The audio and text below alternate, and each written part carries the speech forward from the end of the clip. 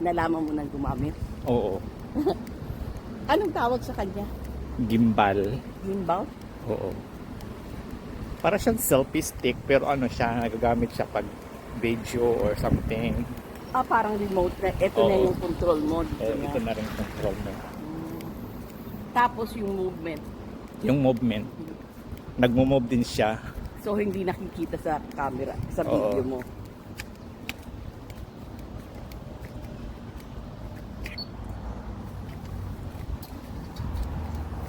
Punta pa kami ng beach, guys. Ito, maliit na garden. Merong nagmamanage dito. Mayroon nagmamanage din Yeah. ito. Mahilig siya mag-garden.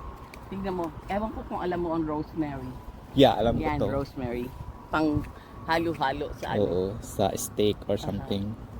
Meron din siyang ano, ganda ng book. Ito, binuksan ko siya. Almond siya, almond. Ito yung almond. Tapos ito, fig. Oo. Dalawa yung fig namin. Ito, mas gusto ko to, mas maliit siya, pero ang dami niyang bunga. Masarap ba siya? Ang sarap ang tabis niya. Kaya minsan nakadiet ako. Oo. Pag lumabas na siya, nawala na yung diet. Ano po tawag ito, ma'am? Ha? Family siya ng cactus, di ba? Ewan ko. Wild flower. Para siyang fruits. Aha. Baka It's matinig like ka. berry. Yeah. I think, merong wild berry dito. Dito nga nung siguro, ano yan? Raspberry. Kasi noon dito, nung una akong lumipat, Oo. dito sa lugar na to, ang dami niyang blueberries. Dito. Ang dami niyang blueberries. Sinira nila. Ganun.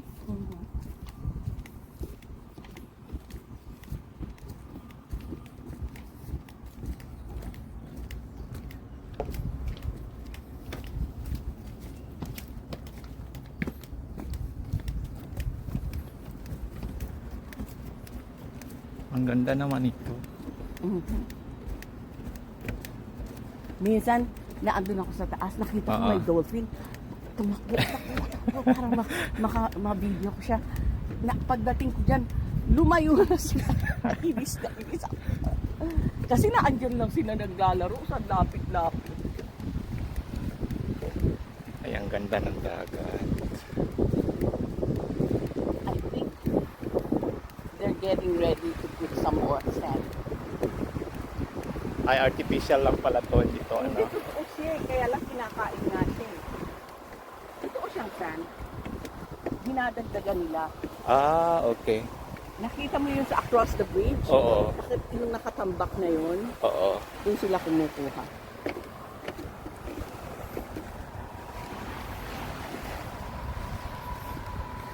Ano maglakad?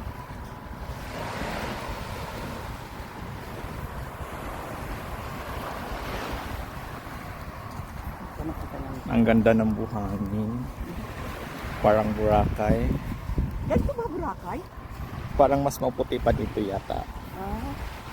Nakarating ka na? Hindi pa po. Pinong-pino ng buhangin. Sa amin kasi stone siya. Yung parang pebble? O yung parang pebbles.